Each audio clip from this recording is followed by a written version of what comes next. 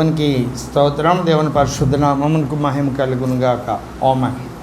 జీవము కలిగిన దేవుడు మన రక్షకుడునైన యేసుక్రీస్తు వారి దివ్య నామమున అందరికీ వందనాలండి. ఒక లేఖన భాగం చదువుకుందాం. ఈనాటి ధ్యానాంశంగా 40వ కీర్తన 3వ వచనం నేను చదువుతూ ఉన్నాను. దయచేసి ఆలకించండి, గమనించండి. 40వ కీర్తన 3వ వచనం. తనకు స్తోత్ర రూపమగు క్రొత్త గీతమును మన దేవుడు నా నోట ఉంచెను. అనేకులు దాన్ని చూచి భయభక్తులు కలిగి యెహోవా యందు నమ్మిక ఉంచెదరు. చిన్నమాట ప్రార్థన చేసుకుందాం. మమ్మల్ని మిక్కిలిగా ప్రేమించిన మా ప్రియ పరలోకపు తండ్రి, మరి ఒకసారి మీ పాదాలు చెంతకొచ్చి ఉన్నాం. ఈ ప్రశస్తమైన సమయంలో మా హృదయ ఉద్దేశాలన్నీ ఎరిగిన దేవుడు మీరని మేము ఎరిగి మీ వద్దకు వస్తూ ఉన్నాం. యథార్థమైన హృదయంతో మీ సన్నిధికి వస్తూ ఉన్నాం. మా లోపాలను, మా అవిధేయతలను, మా తిరుగుబాటును మేము ఒప్పుకున్నాం ప్రభువా. క్రమంగా ఎడతెగక విసుకక ప్రార్థన చేయవలసిన మేము, నీకు లోబడి విధేయత చూపించవలసిన మేము అలాగూ లేము. మా పరిస్థితి మాకు అర్థమైంది. మా గాయాలు దుర్వాసనను వెదజల్లుతున్నాయి. అది మాకు ఆ స్థితిలో ఉండడం మాకు ఇష్టం లేదు. మాకు సహాయం చేయండి. అందుకొరకు మీరు మాతో మాట్లాడండి. మీ పక్షంగా నిలబడుతున్న నేను మట్టి మనిషిని, ఒట్టివాడని, అల్పుడిన, యోగ్యుడినయ్యా. దయతో నన్ను కనికరించండి. మీ సెలవు చాటును మరుగుపరుచుకోనండి. నా శరీర ప్రాణాత్మను మీ వశం చేసుకొని అగ్నితో పుట్టము వేసి రక్తంతో పరిశుద్ధపరిచి యజమానుడు వాడుకుంటూ అర్హమైన పాత్రగా నన్ను మీ చేతిలో సిద్ధపరిచి భద్రపరిచి పరిశుద్ధాత్మదేవ మీ శైలిలో, మీ స్థాయిలో మీ ఆత్మకార్యం నాయందు మా అందరి యందు జరిగించమని వేడుకుంటూ యేసుక్రీస్తు వారి దివ్య నామమున అడిగి వేడుకొని ప్రార్థన చేయుచున్నాం తండ్రి. ఆమేన్. ప్రభునందు నాకు అత్యంత ప్రియమైన వాళ్ళారా, భూమి మీద మానవుడు దేవుణ్ణి కలుసుకోవడానికి దేవుడు నియమించిన పద్ధతులు 4. అందులో మొట్టమొదటిది ప్రార్థన. ప్రార్థన అంటే భక్తుడు దేవుడు, భక్తుడు దేవునితో మాట్లాడుకోవడం. ఏ విషయమైనా మాట్లాడవచ్చు. అలాగే దేవుడు తన చిత్తానుసారంగా భక్తునికి సమాధానం ఇస్తారు. రెండవది స్తుతి. దేవుడు ఏమి అయి ఉన్నాడో ఆ విషయాలను తెలియపరిచి ఆయన గణపరచడం. మూడవది ప్రార్థనలోనే విజ్ఞాపన, యాచన, అంగలార్పు, రోదన ఇవన్నీ వస్తాయి. స్తుతి అంటే దేవుడు ఏమై ఉన్నాడో ఆయన గుణలక్షణాలను తెలియపరుస్తూ ఆయనను గణపరచడం, స్తుతించడం. మూడవదిగా కృతజ్ఞత స్తుతి. దేవుడు మనకేమై ఉన్నాడో దానిని బట్టి మనం దేవుని సన్నిధిలో దేవునికి స్తుతులు చెల్లించడం, మన జీవితంలో ఆయన చేసిన మేలులను బట్టి కృతజ్ఞతాస్తుతులు చెల్లించడం, థ్యాంక్స్ చెప్పడం అన్నమాట. నాలుగవది ఆరాధన. ఆరాధన అంటే అర్థం ఏమిటి అంటే, ఆదివారం రోజు మనం కూడుకొని ఇక్కడ దేవుణ్ణి స్తుతిస్తూ, పాటలు పాడుతూ, వాక్యాన్ని ధ్యానం చేస్తూ ప్రభు వల్ల పాల్గొనడం, ఇలాగూ ఏవైతే ఆదివారము కార్యక్రమాలు ఉన్నాయో అవన్నీ చేయడం ఆరాధన అని పిలువబడుతుంది. కానీ ఆరాధన అంటే ఆ 3 గంటలు 2.5 గంటలు చేసేటువంటి ప్రక్రియ మాత్రమే కాదు. మిగిలిన వారంలో 7 దినాల్లో మిగిలిన 165 గంటలు కూడా మనం చేసేటువంటి ప్రతి పని దేవుణ్ణి సంతోషపెట్టేదిగా ఉన్నదా లేదా అని పరిశీలించుకుంటూ దేవుణ్ణి సంతోషపెట్టేదిగా ఉండే విధంగా మన ఆలోచనలు, నిర్ణయాలు, క్రియలు, ప్రవర్తన, వైఖరి సరిచూసుకోవడం ఆరాధన. కాబట్టి ఆరాధన అనే అంశము మనము ధ్యానం చేద్దాం. చాలాసార్లు ధ్యానం చేశాం, వేరు కోణాల్లో ధ్యానం చేశాం. ఈ దినము నుండి ఆయా భక్తులు వాళ్ళు దేవుణ్ణి ఎలాగ ఆరాధించారు, ఆరాధనలో జరిగే ప్రక్రియలు ఏమిటి, ఆరాధన చేయడం ద్వారా దేవుని యొద్ద నుండి మనం ఏం పొందుకుంటాం, మనం దేవుని చేత ఎలాగూ వాడబడతాం ఇత్యాది అనేక విషయాలు దేవుని చిత్తమైతే ఈరోజు మొదలు 7 వారాల్లో 7 వర్తమానాల్లో వేరువేరు ఆత్మీయ అనుభవాలు ప్రభు సహాయంతో నేర్చుకోవడానికి ప్రయత్నం చేద్దాం.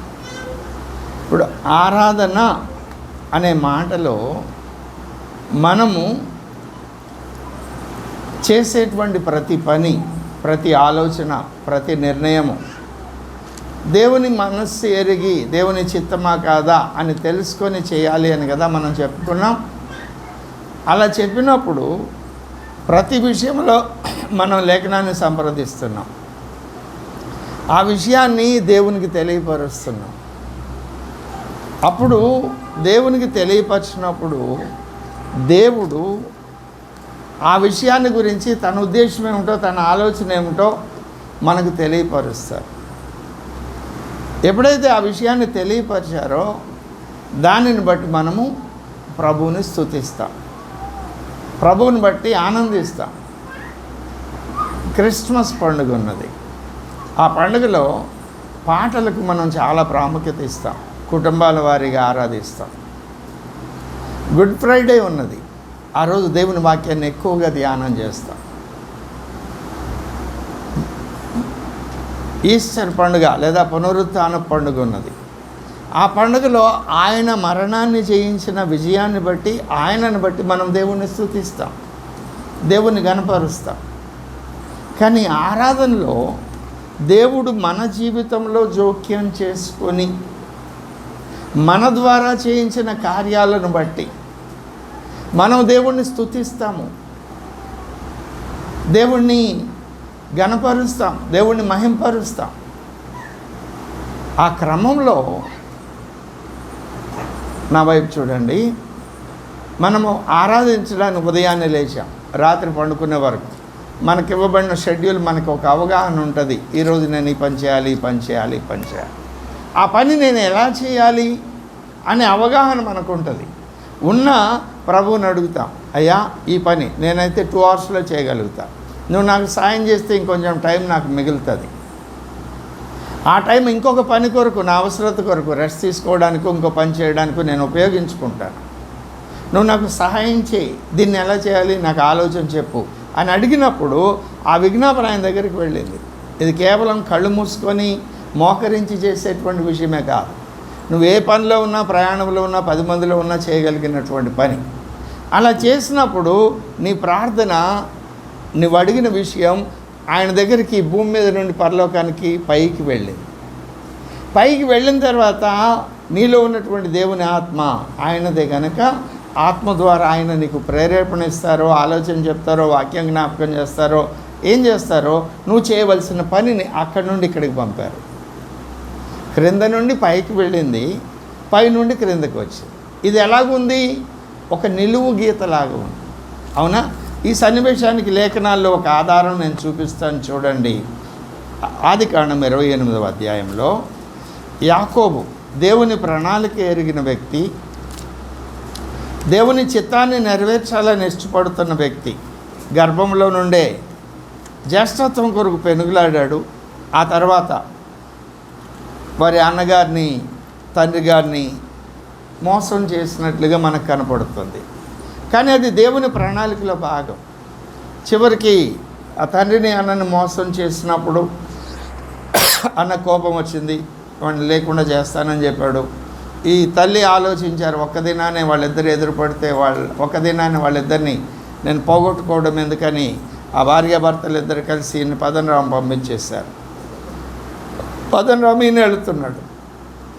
ఎందుకు వెళుతున్నాడు? దేవుని ప్రణాళిక నెరవేర్పు కొరకు వెళుతున్నాడు. వెళ్ళాడు. 3-4 దినాల ప్రయాణమైంది. ఒక సాయంకాల సమయమున ఒక రాళ్ళు ఉన్నటువంటి ప్రాంతానికి వెళ్ళాడు. ఒక రాతిని తలగడగా చేసి పండుకున్నాడు కదా. అప్పుడేం జరిగింది చూడండి. 28వ అధ్యాయం 12వ వచనం ఆదికాండం.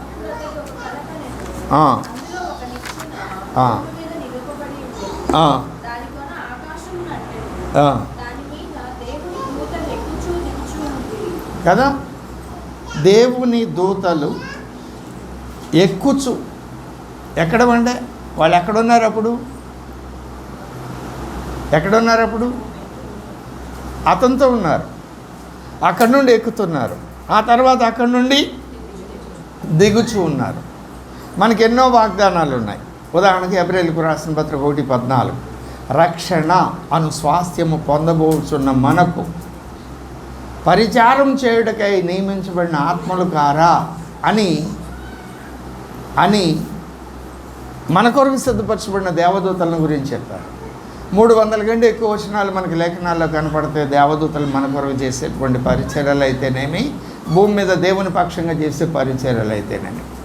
అందులో 32వ కీర్తన 8వ వచనం, 91వ కీర్తన 10-11 వచనాల్లో మీ పాదములకు రాయి తగలకుండా కాపాడుతానని, దూత మిమ్మల్ని ఆవరించి ఉంటారు, మీకు ఆలోచన చెప్తారని, ఇలాంటి అనేక వచనాలు దేవదూతల గురించి వ్రాయబడ్డాయి. ఇప్పుడు ఇక్కడ నేను అడుగుతున్నాను, యాకోబు ప్రార్థన చేశాడా? చేయలా.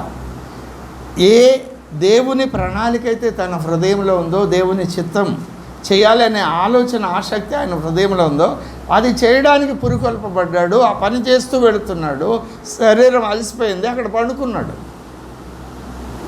అప్పుడు దేవుడే తనంతట తాను జోక్యం చేసుకొని ఆకాశం నుండి భూమి మీదకి ఒక నిచ్చెన వేశాడు. ఆ నిచ్చెనలో మనకు కనపడుతున్న దృశ్యం భూమి మీద నుండి దూతలు పైకి వెళ్ళడం, పైనుండి దూతలు దిగి రావడం. దూతలు ఎందుకు పని లేకుండా ఊరికి ఎక్కి దిగుతారా? కాదు. ఈ 4 దినాల్లో దావీదు యొక్క హృదయాలోచనలు, హృదయాభిలాషలు, ఆయన ఎదుర్కొన్న సవాళ్ళు, సమస్యలు ఏవైతే ఉన్నాయో అవన్నీ వాళ్ళ దగ్గర ఉండి చూశారు కదా. ఆ విషయాల గురించి ప్రభు దగ్గరికి తీసుకువెళ్ళారు. ప్రభు వాటికి సమాధానం ఇచ్చాడు. ఇప్పుడు నువ్వు భయపడవద్దు, నేను నీకు తోడుగా ఉన్నాను అనండి. అర్థం ఏమిటి? 13వ వచనం,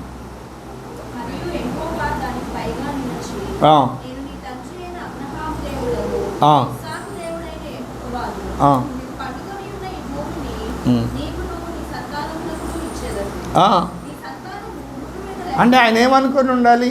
నేను వెళుతున్నా, ఇది జరుగుద్దా లేదా, ఇలాంటిది ఏదో డౌట్ వచ్చి ఉండాలి. అప్పుడు ఆయన వచ్చి స్వయంగా మాట్లాడాడు.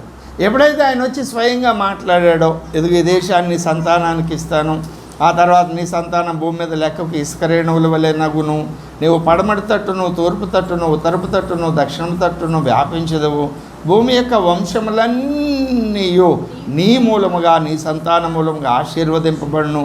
ఇదిగో నేను నీకు తోడై ఉండి నువ్వు వెళ్ళు ప్రతి స్థలమందు నిన్ను కాపాడుచు ఈ దేశములకు నేను మరల రప్పించేదను, నేను నీతో చెప్పింది నెరవేర్చు వరకు నిన్ను విడువనని చెప్పగా యాకోబు నిద్ర. ఇది సన్నివేశం. ఇప్పుడు ఈ దర్శనం వచ్చినప్పుడు, ఈ మాటలు విన్నప్పుడు యాకోబు హృదయంలో ఏం జరుగుతుందో చెప్పండి? మొదటిగా ఆదరణ కలుగుతుంది. నేను ఒక్కడనే ప్రయాణం చేస్తున్నానని అనుకున్నాను, కానీ నేను ఒక్కడనే కాదు, నాతో దేవుడు ఉన్నాడు, నాతో దేవుడు ఉన్నాడు.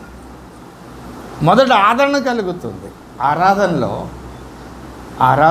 నువ్వు చేస్తున్న పని నీ ఇష్టం చొప్పున కాక, నువ్వు తీసుకునే ఆలోచన, నిర్ణయం, క్రియ, అందులో దేవుని చిత్తం ఉన్నదా లేదా అని ఆలోచించుకొని నువ్వు చేస్తున్నటువంటి ఆ క్రియ దేవుణ్ణి సంతోషపెడుతుంది. దేవుడు నువ్వు ఏ విషయంలో భయపడుతున్నావో, కలవరపడుతున్నావో, నెమ్మది లేకుండా ఉన్నావో ఆ విషయంలో దేవుడు మొదటి నీకు ఆదరణ కలుగజేస్తాడు. ఆరాధనలో జరిగే మొదటి విషయం. తర్వాత ఊరడిల్లింపు చేస్తాడు. అది నేను నీకు నెరవేరుస్తాను, ఇవిగో దానికి రుజువులు. ఈ వాగ్దానం ఇంతకుముందు నీ పితరుడైన, నీ తండ్రి అయినటువంటి, తాతగారు అయినటువంటి అబ్రహాముకు నేను ఇచ్చాను. అదే వాగ్దానం నేను ఇస్తాను. ఊరడిల్లింపు చేశాను. ఎప్పుడైతే ఆదరణ కలిగిందో, నేను ఒక్కడే కాదు, ప్రభు నాతో ఉన్నారు అనే ఆదరణ కలిగిందో అప్పుడేం జరుగుతుంది? హృదయం సంతోషంతో నింపబడి. ఎప్పుడైతే హృదయం సంతోషంతో నింపబడిందో అప్పుడేం జరుగుతుంది? మూలవాక్యం దగ్గరికి రండి. 40వ కీర్తన 3వ వచనం.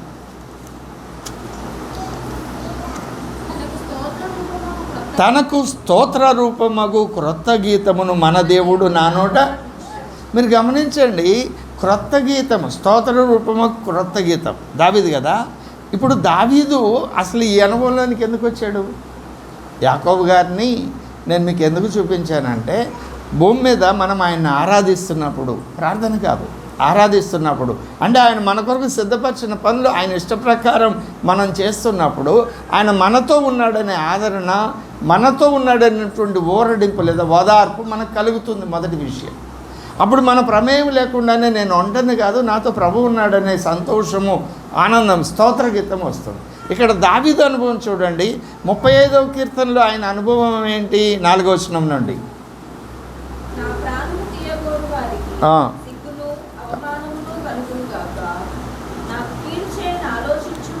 39:4 3 నుండి చదవండి. ఈయన కారణమేమో తెలియదు, చనిపోతాను అనేటువంటి ఆలోచన వచ్చింది. ఆయన డిసైడ్ అయిపోయాడు నేను చచ్చిపోతానని. ఆ సమయంలో పలుకుతున్నటువంటి మాటలు, నా గుండె నాలో మండుచుండెను, నేను ధ్యానించుచుండగా మంట పుట్టెను, అప్పుడు నేను ఈ మాట నోరార పలికి తిని, యెహోవా నా అంతము ఎట్లుండునది, నా దినముల ప్రమాణము ఎంతైనది నాకు తెలుపుము, నా ఆయువు ఎంత అల్పమైనదో నేను తెలుసుకొని కోరుచున్నాను, నా దినముల పరిమాణము నువ్వు బెత్తడంతగా చేసి ఉన్నావు, నీ సన్నిధి నా ఆయుష్కాలం లేనట్టే. అంటే ఈయన కన్ఫర్మ్ అయిపోయిందా లేదా చనిపోతాననేది? ఆ మెట్టుకి తీర్మానానికి వచ్చాడా లేదా? ఆ తీర్మానానికి వచ్చాడా? క్రింద అనేక విషయాలు విజ్ఞాపన చేశాడు. ఆ విజ్ఞాపన చేసి ఎట్లాగో చచ్చిపోతున్నా, నువ్వు డిసైడ్ చేసావు నేను చచ్చిపోతానని, మరి చచ్చిపోయే ముందు ఆ లాస్ట్ మినిట్స్ ఎలా ఉంటాయో నాకు చెప్పరాదు అని ప్రభువుని అడిగాడు. ప్రభువుని అడిగితే ప్రభు మాట్లాడాడు. అప్పుడు 40వ అధ్యాయం ప్రారంభోత్సవం, ఇంకా అనేక విషయాలు ఉన్నాయి, అవన్నీ నేను చదవడం లేదు. అంటే సహనంతో కనిపెట్టాడంటే ఈ మెట్టులో, ఈ ఫీలింగ్లో చాలా కాలం ఆయన వెయిట్ చేశాడు. ఇక నా గతి ఇంతే, నా పరిస్థితి ఇంతే, అవునా? అలాగూ ఆ సహనంతో కనిపెట్టినప్పుడు ఆయన చెవియొగ్గి నా మొర్ర ఆలకించెను.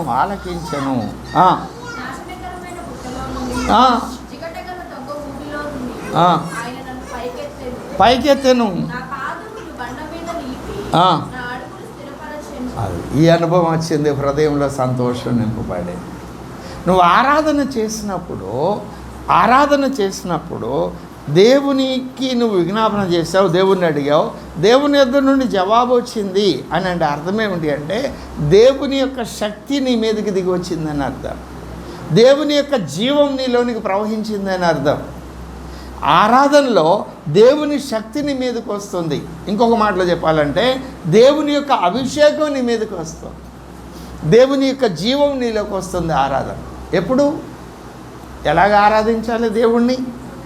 పూర్ణ ఆత్మతో, పూర్ణ బలంతో, పూర్ణ శక్తితో ప్రేమించాలి. ఆయన ఆరాధించడం ఆత్మతోనూ సత్యంతోనూ ఆరాధించాలి.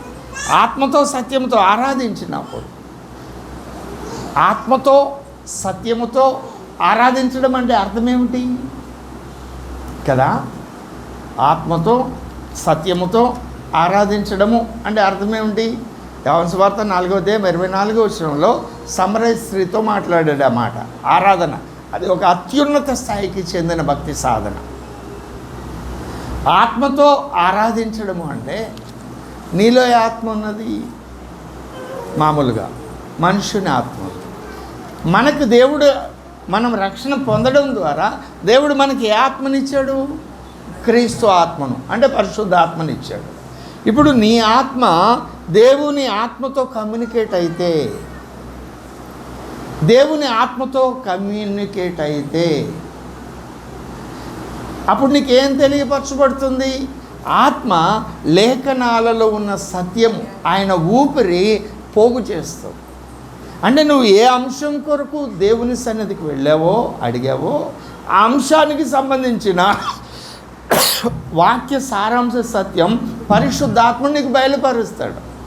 అంటే ఆత్మతో సత్యముతో ఆరాధించడం అనేటువంటి మాటకు అర్థం, నీలో ఉన్న ఆత్మ దేవుని ఆత్మతో కమ్యూనికేట్ అయితే, ఆత్మ ఈ ఆత్మ కలుసుకున్నప్పుడు ఆత్మ బయలుపరిచేటువంటి సంగతులు నీకు తెలియపరచబడతాయి.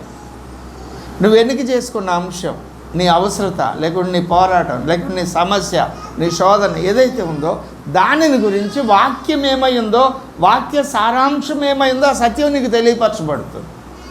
ఎప్పుడైతే ఆ సత్యం నీకు తెలియపరచబడిందో ఆ సత్యము ప్రకారం నువ్వు దేవునికి లోబడతావు.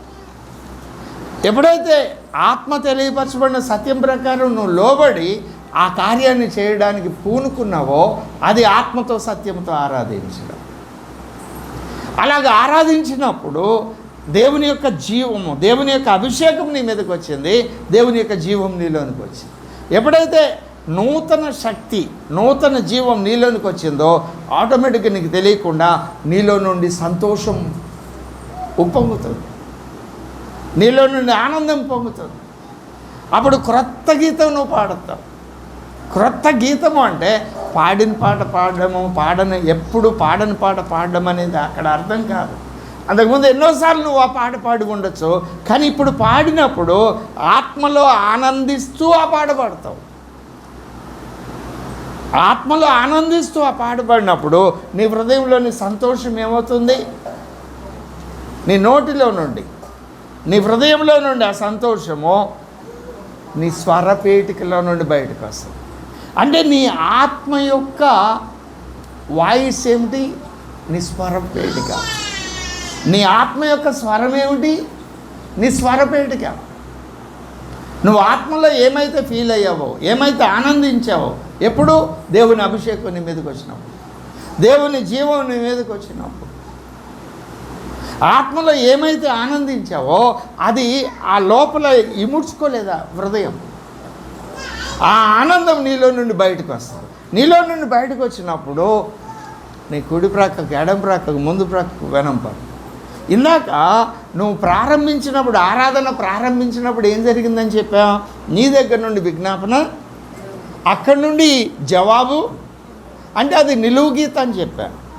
ఆ నిలువు గీత మధ్యలో నువ్వు ఉన్నావు. నీ హృదయంలో ఆ సంతోషం కలిగినప్పుడు, ఆ క్రొత్త గీతం వచ్చినప్పుడు నీలో నుండి అది బయటకు వచ్చింది. ఇది అడ్డగీత. అంటే ఈ రెండు అనుభవాలు కలిగినప్పుడు నువ్వు సెలవు దగ్గరికి వెళ్తావు. ఆ సెలవు శక్తిని నువ్వు పొందుకుంటావు. సెలవు ద్వారా కలిగిన ఫలితాన్ని నువ్వు పొందుకుంటావు. ఎప్పుడు? నువ్వు హృదయపూర్వకంగా ఆరాధించినప్పుడు.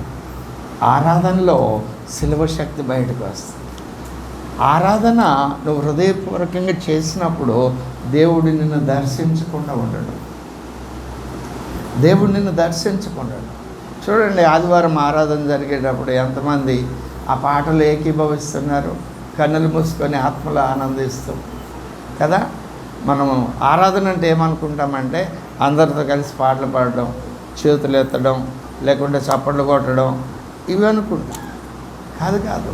ఆరాధన అంటే నువ్వు చేసేటువంటి ప్రక్రియలు కాదు.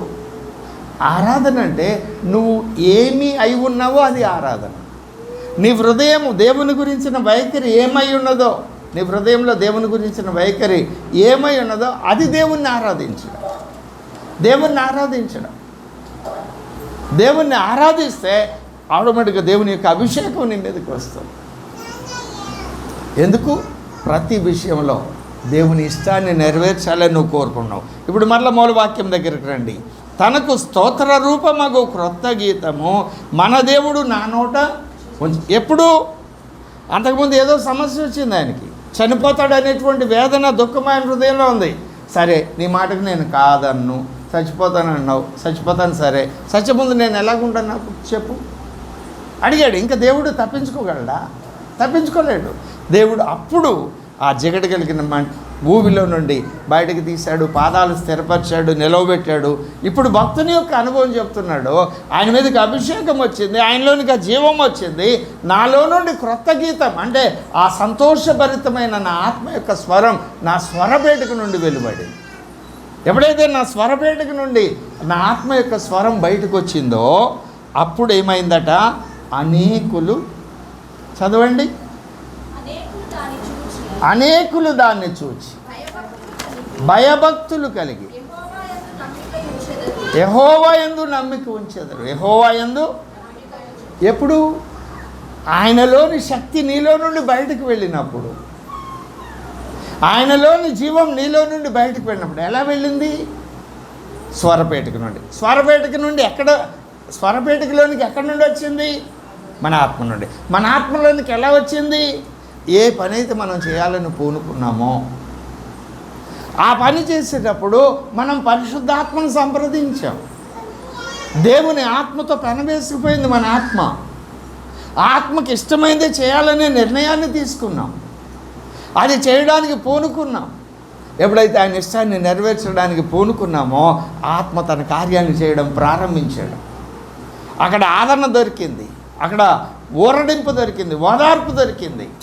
అప్పుడు ఆ సంతోషము, నా ప్రభు సర్వశక్తిమంతుడు, ఈ మనుషులందరూ నన్ను వ్యతిరేకించేవారు, అవమానించేవారు, తృణీకరించేవారు, గాయపరిచేవారు, నష్టపరిచేవారు, ఎవరు నమ్మదగిన వారు కాదు, వాళ్ళందరినీ చూసి కృంగిపోయిన నీ హృదయాన్ని ఆయన తన జీవంతో, తన అభిషేకంతో నేను నింపుతున్నాను. దేవునికి స్తోత్రం చెప్దామా? ప్రభునందు నాకు అత్యంత ప్రియమైన వాళ్ళారా, ఎప్పుడైతే ఆ అనుభవం కలిగిందో అప్పుడు నీ ఆత్మ యొక్క స్వరం, ఆత్మ యొక్క ఘోష అనకూడదు కానీ ఆత్మ యొక్క స్వరం నీ స్వరపేటికలోని బయటకు వచ్చినప్పుడు ఆ స్వరాన్ని అనేకులు విని, అనేకులు చూచి, అనేకులు దాన్ని చూచి భయ భక్తులు కలిగి యెహోవా యందు, అంటే వాళ్ళకి అంతకుముందు యెహోవా యందు భయభక్తులు ఉన్నాయా? లేవు. నీలో నుండి ఆ శక్తి వెల్లడి అయినప్పుడు నిన్ను బట్టి ఆ వ్యక్తులకు భయభక్తులు కలిగేది. వాళ్ళు దేవుని తట్టు తిరుగుతారు. ఇప్పుడు మనము ఏర్పాటు చేసుకున్న కార్యక్రమంలో రక్షణ పొందిన బిడ్డలే దేవునికి లోబడడం లేదు. ఇది మన ప్రధానమైన సమస్య. దేవుని సన్నిధికి వస్తున్న వారు కూడా దేవుని ఆత్మను పొందుకోలేదు. సమాధానకరమైన పరిస్థితులు లేవు, సంతోషకరమైన పరిస్థితులు లేవు. పేరు క్రైస్తవులుగా ఉన్నాం. ఆ సంతోషం, సమాధానం ఎందుకు లేదు? నువ్వు పరిశుద్ధాత్మను కలిగి ఉంటే జరిగే అనుభవాల గురించి మొన్న ఎప్పుడో చెప్పాను ఒక వర్తమానంలో, 9:31 అపోస్తల కార్యముల గ్రంథంలో.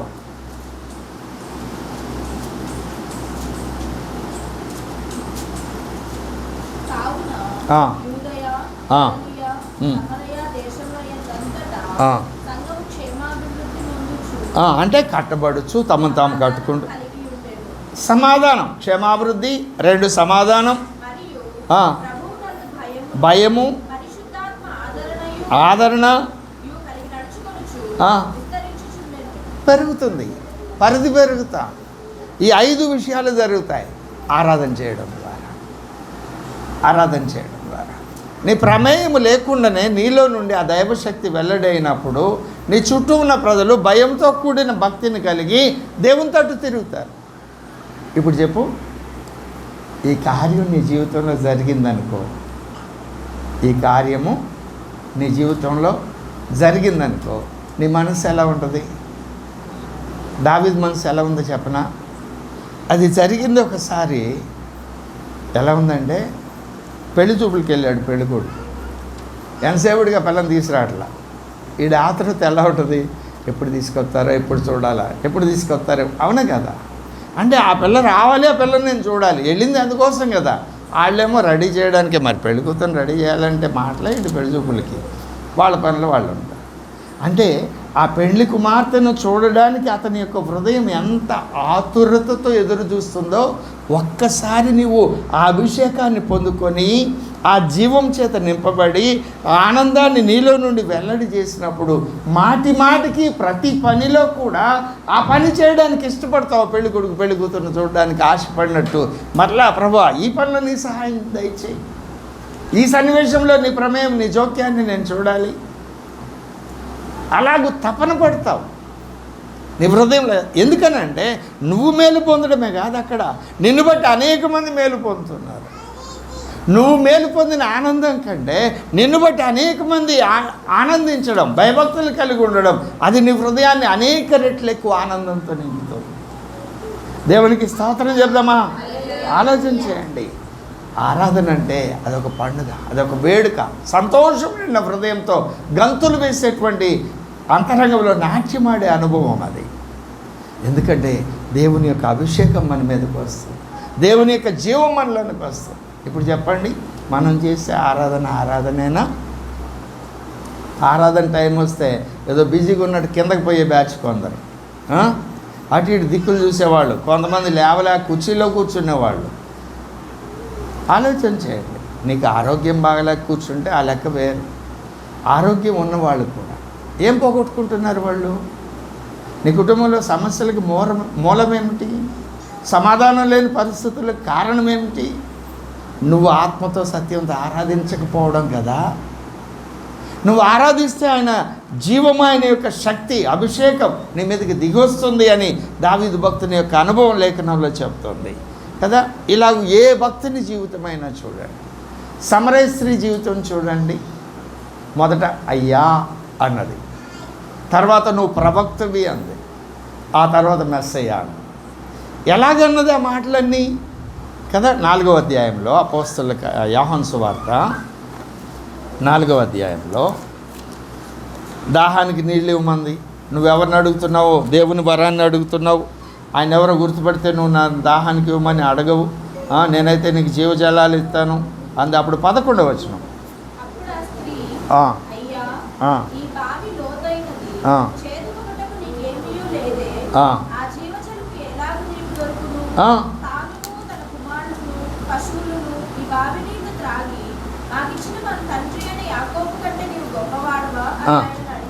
అడిగాను.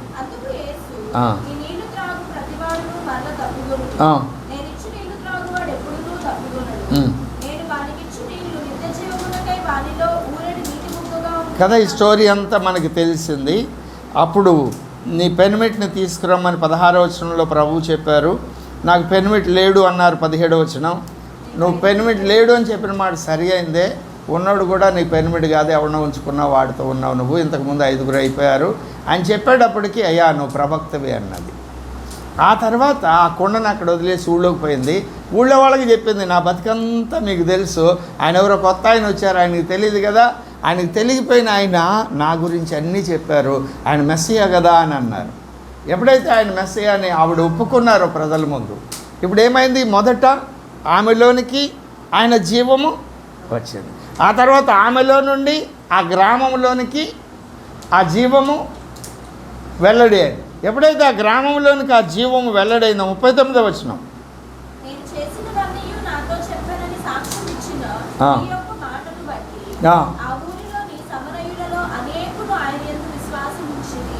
అనేకులు ఆయన ఎందుకు విశ్వాసం ఇచ్చారు.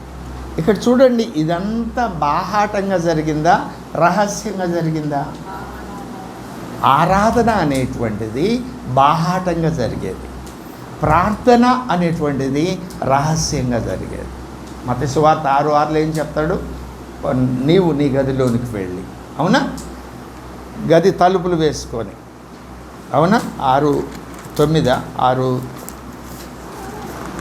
మత్తయి సువార్త 6వ అధ్యాయము 6వ వచనం, నువ్వు ప్రార్థన చేయనప్పుడు నీ గదిలోనికి వెళ్ళి తలుపు వేసి రహస్యమందున్న నీ తండ్రి. ఇలాంటి సన్నివేశమే పాత నిబంధనలో ఒకటి ఉన్నది. రాజులు 2వ గ్రంథం 4వ అధ్యాయం 4వ వచనం, అమ్మగారు యజమానుడు చనిపోయాడు, అప్పులు ఉన్నాయి, ఆ అప్పు ఇచ్చినోడు 2 కొడుకులను తీసుకెళ్ళిపోతా అన్నాడు. బాధ వచ్చింది, 2 కొడుకులు 1 కొడుకు, బాధ వచ్చింది. అక్కడ ఉన్న ప్రవక్త దగ్గరికి వెళ్ళారు. ప్రవక్త చెప్పాడు, నీ దగ్గర ఏముందంటే ఒక కుండ ఉందని. అయితే నీ బజార్లో కుండలన్నీ తీసుకొచ్చుకో అన్నది, అవునా. 3వ వచనం 2వ వచనం, ఎలీషా నా వల్ల నీకేమి కావాలను, నీ ఇంటిలో ఏమి ఉన్నదో అది నాకు తెలియజెప్పమను. అందుకామె నీ దాసరాలను నా ఇంటిలో నూనె కుండ ఒకటి ఉన్నది, అది తప్ప మరేమీ ఇవ్వలేదని.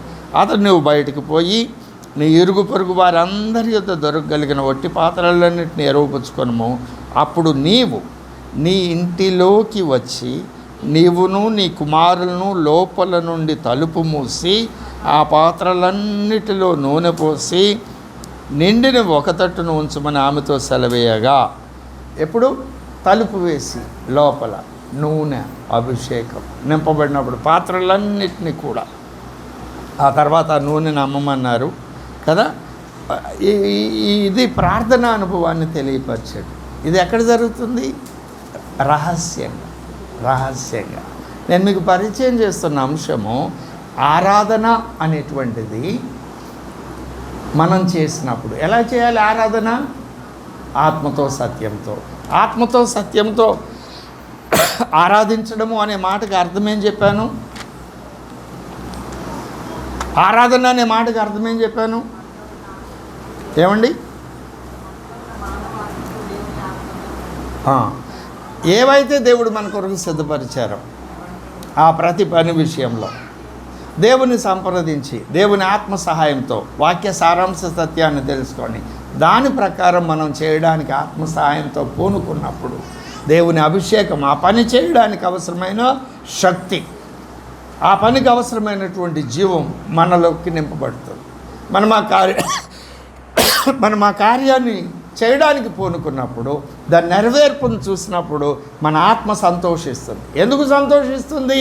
మన ఆత్మ దేవుని ఆత్మతో ఏకమైంది కనుక.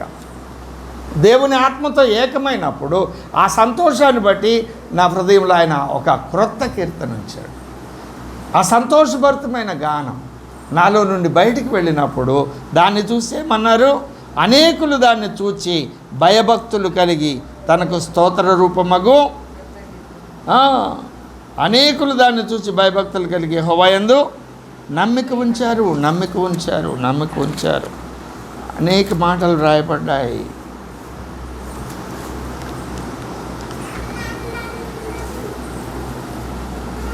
ఇలాంటి అనుభవాలు అనేక లేఖనాల్లో వ్రాయబడ్డాయి. 33వ కీర్తన 3వ వచనం,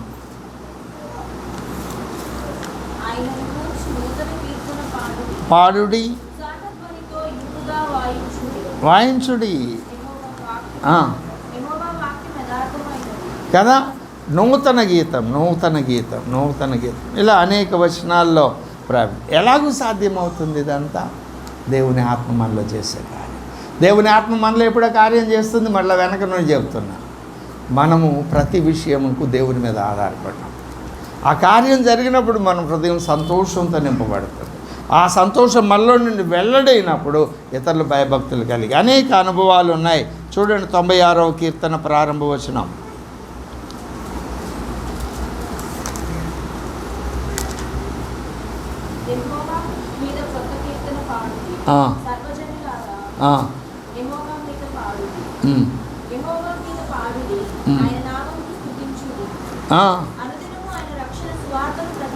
కదా.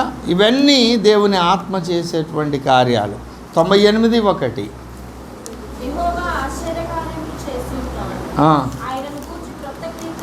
క్రొత్త కీర్తన పాడండి. 149:1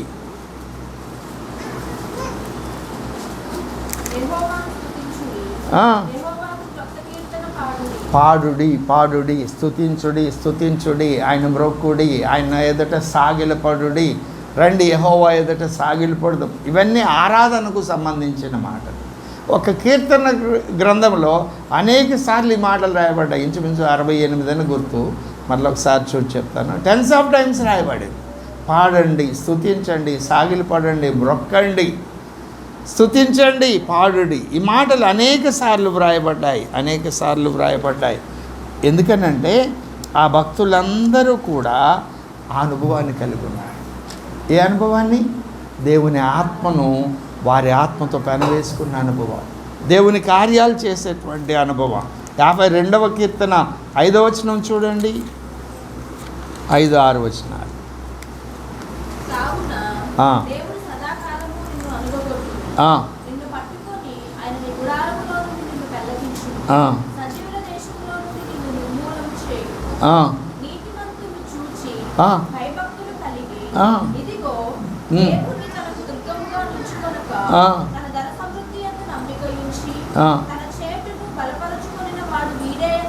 కదా, చుట్టూ వారిని గాయపరిచినప్పుడు, నష్టపరిచినప్పుడు అది చూసి దేవుడు చేసేటువంటి కార్యాలు, దేవుని యెడల భయభక్తులు కలిగి దేవుని తనకు దుర్గంగా ఉంచుకొనక తన ధన సమృద్ధి యందు నమ్మిక ఉంచి తన చేటును బలపరుచుకొనిన వాడు వీడే అని చెప్పుకొంచు వాడిని చూసి నవ్వుతారు కదా. మనసు బాగలేదు, ఇది కదా మనం చెప్పుకునే మాట. నీ మనసు ఎందుకు బాగలేదు చెప్పు? ఎందుకు బాగలేదంటే నీ మనసు నిన్ను నువ్వు నమ్ముకుంది కనుక. నీ మనసు నిన్ను నీవు నమ్ముకున్నది కనుక. నువ్వు దేవుని వాక్యాన్ని నమ్మితే, నన్ను సృష్టించిన సృష్టికర్త అయిన దేవుడు ఉన్నాడు, ఆయన సమస్తాన్ని నిర్వహిస్తున్నాడు, నా రక్షణ కొరకు ఆయన ప్రాణం పెట్టాడు, ఆయన అమూల్యమైన రక్తంతో నన్ను కొన్నాడు, నేను ఆయన సొత్తు, నేను ఏది చేసినా ఆయనకు నచ్చినట్లుగా లేఖనాల్లో నుండి చేయాలి. ఒకవేళ నేను చేయలేకపోతున్నా, నాకు చేత కావడంలా, దేవునికి ఇష్టమైన విధంగా చేయడం నాకు చేత కావడంలా, అదే పని ఆయనతో చెప్పు, అదే మాట ఆయనతో చెప్పు. ఆయనతో చెప్పకుండా నిన్ను నువ్వు నమ్ముకొని నీ చుట్టూ ఉన్న మనుషులను పరిస్థితులను చూస్తూ దేవుని యొద్దకు రాకుండా దూరంగా ఉంటే నువ్వు ఆరాధన చేసేది ఎలాగూ? నువ్వు దేవుణ్ణి ఆరాధించడం లేదు, నీ ఆత్మ దేవుని ఆత్మతో కలవడం లేదు అంటే నీ ఆత్మ ఎవరి ఆత్మతో కలుస్తుంది? అపవాది ఆత్మతో. అపవాది ఏం చేస్తాడు? పరిశుద్ధ ఆత్మ ఆదరణ కలుగజేస్తే అపవాది గలిబిలి కలుగజేస్తాడు. పరిశుద్ధాత్మ సమాధానం కలుగజేస్తే అపవిత్రాత్మ నెమ్మదిలేని స్థితి కలుగజేస్తుంది. పరిశుద్ధ ఆత్మ ప్రభువునందు భయాన్ని కలుగజేస్తే ప్రభు అంటే భయం లేని స్థితిని కలుగజేస్తుంది అపవిత్ర ఆత్మ. గుర్తుపట్టట్లేదా నువ్వు? నా సొంత మాటలు నేను చెప్తున్నానా? దేవుని వాక్యం చెప్తున్నానా? బైబిల్లో భక్తుల అనుభవాలు చెప్తున్నానా? ఆలోచన చేయండి. నువ్వు ఎంతకాలం తరంబడుతున్నావు, నెమ్మది లేని స్థితిలోనే ఉంటావు. ఒక్కసారి మోకరించి నువ్వు ఎలాంటి స్థితిలో ఉన్నా నీ స్థితిని చెప్పయ్యా, నాకు నెమ్మది లేదు, సమాధానం లేదు, ఈ పరిస్థితుల్లో ఉండి నేను బయటికి రాలేకపోతున్నా, ఇది నాకు నెమ్మది లేకుండా చేస్తుంది, కలవరం లేకుండా చేస్తుంది. కానీ నువ్వు సమాధానానికి కర్త, నువ్వు ఆదరణకు కర్త. నీలాంటి గొప్ప దేవుని కలిగి నేనెందుకు సమాధానం లేకుండా ఉండాలి? నా కొరకే కదా. ఇదిగో నా అవిధేయతను ఒప్పుకుంటున్నా, పాపాన్ని ఒప్పుకుంటున్నా, తిరుగుబాటును ఒప్పుకుంటున్నా, లోబడినల్లని హృదయాన్ని నీకు లోబరుస్తున్నా, నాకు సహాయం చేయి. ఈ పని నేను ఎలా చేయాలి? ఈ మాట ఎలాగూ మాట్లాడాలి? ఈ వైఖరి నేను ఎలా కలిగి ఉండాలి? ఈ స్థలానికి నేను వెళ్ళాలి ఎలాగూ? అది నీ చిత్తమా కాదా? ఆలోచించే. దేవుని చిత్తం ఏమిటి? 2-3 కలిసి ప్రార్థన చేస్తే అక్కడ ఎలాగూ ప్రార్థన చేస్తే ఆయన నామమున. 2-3 ఎవరున్నారు నీ ఇంట్లో? 3 స్థలాల్లో మీరు ఉంటున్నారు. ఒక భార్య భర్త. ఫోన్లో అయినా సరే, ఒకవేళ పరిస్థితులను బట్టి దూరంగా ఉన్నారు, ఫోన్లో అయినా ఏదో ఒక టైం పెట్టుకొని ఆ టైం ప్రకారం 1 గంట సేపు కలిసి ప్రార్థన చేయండి. ప్రార్థనలో నీ హృదయాన్ని కుమ్మరించుకుంటావు కదా. ఎదుటి వ్యక్తి కూడా హృదయాన్ని కుమ్మరించుకుంటారు కదా. ఆయన దగ్గర యథార్థంగానే చెప్పుకున్నప్పుడు మీరు యథార్థంగా చెప్పుకున్న దాన్ని బట్టి దేవుని ఆత్మ మీ ఆత్మను పెనవేసుకోదా? దేవుని శక్తి దిగిరాదా? దేవుని అభిషేకం దిగిరాదా? 1 గంట కలిసి ప్రార్థన చేయడానికి ఇష్టపడకపోతే దేవుడు మీకు ఎలా కార్యం చేస్తాడు? రక్షణ పొందిన మీ విషయంలో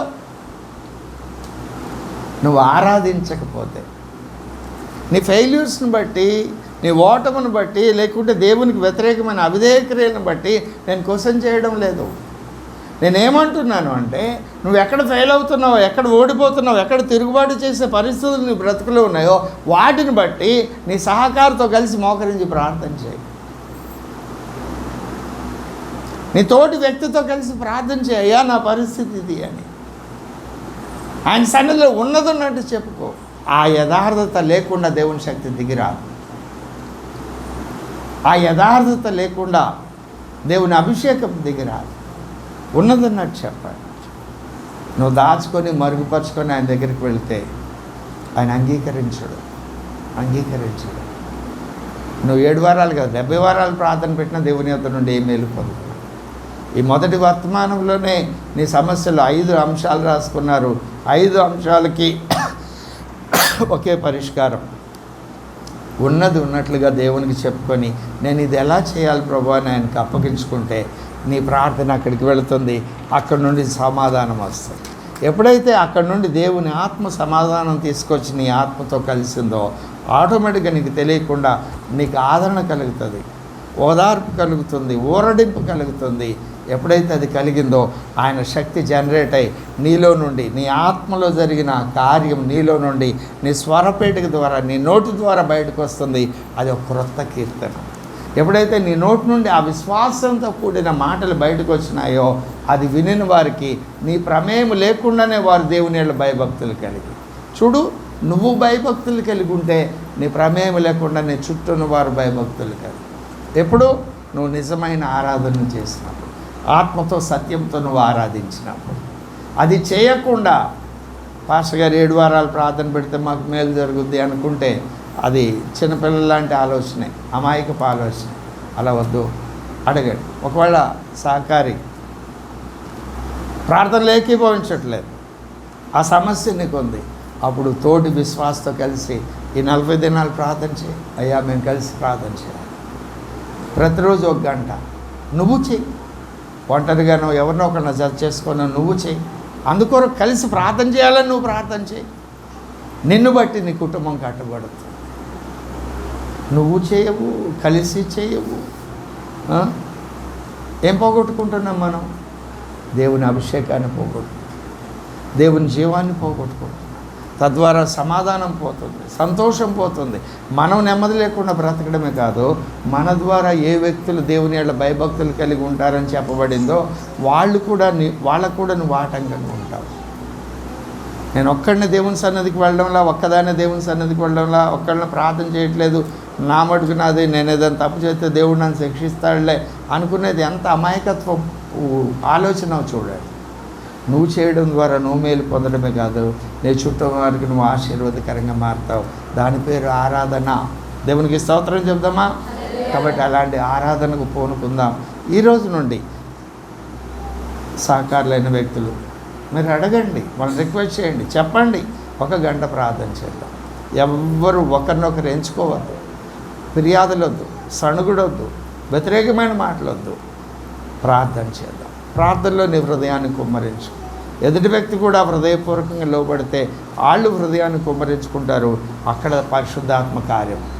ఆ వ్యక్తి సహకరించకపోతే నీతో కలిసి ఇప్పుడు ఇక్కడ 3 ఉన్నారు, మీరు కలిసి 1 గంట సేపు ప్రార్థన చేయండి. ఈ అంశాల కొరకు ఏ కుటుంబానికి ఆ కుటుంబం, భార్యాభర్తలుగా వారు కలిసి ఉండాలి. భార్య భర్తను ఎడబాసి దూరంగా ఉండకూడదు. నువ్వే కారణాలు 100 కారణాలు చెప్పు, అవన్నీ దేవునికి ఆమోదయోగ్యం కాదు. భర్త అక్కడ ఉంటే భార్య అక్కడ ఉండాలి, భార్య అక్కడ ఉంటే భర్త అక్కడ ఉండాలి. తప్పనిసరి అయినప్పుడు చెప్పుకొని సమాధానంతో సాధ్యమైనంతగా దగ్గరగా ఉండడానికి ప్రయత్నం చేయాలి. అలా కాకుండా దూరంగా ఉండి నెమ్మది లేదు, సమాధానం లేదని చెప్పడం అది దేవుని చిత్తానికి వ్యతిరేకమైన మాటలు, పనులు. అవి దేవునికి ఆమోదయోగ్యమైనవి కాదు. ఈ మాటలు మనసును పెట్టండి. అలాగూ సహకారులతో ప్రార్థన చేయండి, ఆరాధించండి. ఒకవేళ కుదరకపోతే నీకు అందుబాటులో ఉన్న మరి ఒక వ్యక్తితో కలిసి ప్రతిదినం ప్రత్యేకించుకొని 1 గంట 2 గంటలు ప్రార్థనలో గడపండి, ఆరాధించండి, ప్రభువుని ఆరాధించండి. ప్రార్థన అయితే కొంచెం సేపే, 1 గంట సేపే, అక్కడ కూర్చున్నంతసేపే. ఆరాధన అయితే నిత్యం నువ్వు మెలకులో ఉన్న ప్రతి సమయం కూడా ఆయన్ని ఆరాధిస్తూనే ఉంటావు. ప్రభువా ఈ మాట మాట్లాడుతున్నా, నీకు ఇష్టమేనా? అయితే మాట్లాడతా, లేకపోతే వద్దు, నాకు తెలియపరచు. మనస్సును 2గా విభజించాలి. ఒక భాగం మనకు అప్పగించిన పని చేస్తూ ఉండాలి, రెండవ భాగం ఎప్పుడూ దేవునితో కమ్యూనికేట్ అయి ఉండాలి. ఈ అవధాన ప్రక్రియ నువ్వు సాధన చేసినప్పుడే దేవునితో సహవాసాన్ని కలిగి ఉంటావు. దేవుని అభిషేకం నిరంతరం నీ మీదకి ప్రవాహంగా దిగి వస్తుంది. ఆయన జీవం నీలోకి వస్తుంది. ఈ పని చేస్తూ అది మర్చిపోవద్దు, అది కంటిన్యూగా జరుగుతూ ఉండాలి. అది నువ్వు సాధన చేసే కొలది నిద్రపోయేటప్పుడు కూడా ఆ ప్రక్రియ అచేతనంగా ఉన్న మన అంతరంగపు అవయవాల ద్వారా నిత్యం జరుగుతూనే ఉంటుంది. అప్పుడు నిద్రలో కూడా మెలకువ కలిగి ఉంటావు, ఆత్మ చెప్పే సంగతులు వింటావు. ఆరాధన చాలా శక్తివంతమైనది. ఆరాధనలోనికి ఏమొస్తుందని చెప్పాను? దేవుని అభిషేకము దిగి వస్తుంది, దేవుని జీవము మనలోకి వస్తుంది. ఈ 2 విషయాలు జ్ఞాపకం పెట్టుకోండి. మరికొన్ని విషయాలు దేవుని చిత్తమైతే మరొక తరగతిలో ధ్యానం చేద్దాం. ఈరోజు మనం ధ్యానం చేసిన ఈ అంశాన్ని బట్టి ప్రార్థన చేద్దాం. ఈ అంశాన్ని బట్టి ఈ కుటుంబం కొరకు ప్రార్థన చేద్దాం. అందరూ ప్రార్థన చేయండి. ఈ కుటుంబంలో రక్షణ పొందిన ప్రతి వ్యక్తి కూడా ప్రభునందలి భయం కలిగి ఉండాలి, పరిశుద్ధాత్మ యందలి ఆదరణ కలిగి ఉండాలి, క్షమాభివృద్ధి పొందుతూ సమాధానం కలిగి ఉండాలని ప్రార్థన చేద్దాం. ఇది మొదటి విషయం. కుమార్, రూప, మౌనిక, అనిల్, ప్రత్యూష, మల్లేశ్వరి గారు, 5గురు. అలాగే రెండవది, దేవుని చేత ఆశీర్వదించబడి అనుగ్రహించబడిన దేవుని పిల్లలు 3 పసిబిడ్డలు ఇంట్లో ఉన్నారు. ఆ 3 దేవుని ఆత్మచేత నడిపించబడాలి అంటే పెద్దలు దేవుని ఆత్మచేత నింపబడాలి. అది 2వ అంశం. 3వ అంశం, పరిశుద్ధాత్మ కలిగజేసే ఐక్యత. మనుషులం కాబట్టి, మనం భార్యాభర్తలం కాబట్టి, అన్న చెల్లెళ్ళం కాబట్టి ఈ ఐక్యత కాదు, ఇది ఎక్కువ కాలం నిలిచి ఉండేది కాదు. పరిశుద్ధాత్మ కలిగజేసే ఐక్యత ప్రభుతో ఐక్యమయ్యే వరకు కలిసి ఉంటుంది. ఆ ఐక్యతను కాపాడుకుంటూ ప్రేమతో ఒకరినొకరు సహించుచు దేవుని కార్యాల్లో పాల్గొనాలని 3వ అంశం ప్రార్థన చేద్దాం. 4వ అంశం, కుమార్, రూప, మౌనికల జీవితంలో ఉద్యోగ విషయాల్లో అంటే కెరీర్ విషయంలో ఎన్నో సవాళ్ళు ఉంటాయి. అవన్నీ ప్రైవేట్ జాబ్స్ కదండి. అధికారులు ఎప్పుడు ఏదో ఒక ఒత్తిడి చేస్తూ ఉంటారు. వాళ్ళకి ఇచ్చే రూపాయికి 2 రూపాయలు పని చేయించుకుంటారు. అది అలాంటి సమస్యలు, తర్వాత భౌతికంగా ఉన్న రుణములు వాటి విషయాల నుండి విడుదల కావాలి అని ప్రతిదినం వారు కలిసి ప్రార్థన చేయాలని, ప్రభు సహాయం పొందాలని అందరూ ప్రార్థన చేయాలి. ఆ కుటుంబాల్లో కాదు, ప్రతి కుటుంబంలో భార్యాభర్తలు కలిసి ప్రార్థన చేయాలి. చివరిగా అనిల్ ప్రత్యుల జీవితంలో ప్రత్యూష గవర్నమెంట్ జాబ్ కొరకు, అనిల్ కెరీర్ విషయంలో స్థిరత్వం కలిగి దేవుని సన్నిధిలో ఉండాలని ప్రార్థన చేద్దాం. ఇవి వారి హృదయంలో ఉన్న ఆశలు. కొన్ని రాసుకున్నారు. మనం అడిగిన దానికంటే ఎక్కువగా ప్రభు చేస్తారు. అది చేయమని ప్రభుని అడుగుదాం. అందరూ ప్రార్థన చేయండి. ఒకరు ఈ కుటుంబం కొరకు బిగ్గరగా ప్రార్థన చేయండి. దేవుడి ఈ మాటలు మనం వెనుకలు దీవించి ఆశీర్వదించునుగాక. ఆమేన్. ప్రార్థన చేసుకుందాం.